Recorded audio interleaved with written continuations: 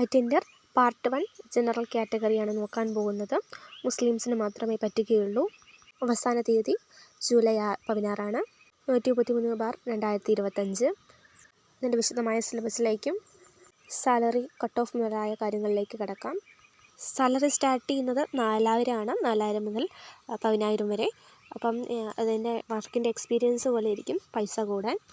Vacancy 1 എങ്കിലും ലിസ്റ്റിൽ വരുമ്പോൾ 5 പേരെ എടുക്കുമെങ്കിലും ഒരാളെ മാത്രമേ എടുക്കുകയുള്ളൂ. ആദ്യം വരുന്ന ഒരാളെ നേരിട്ട് ജോലിക്ക് കയറാം. ഡയറക്റ്റ് അധികം ആൾക്കാർ എഴുതാത്തത് കൊണ്ട് തന്നെ കട്ട് ഓഫ് വളരെ കുറവായിരിക്കും.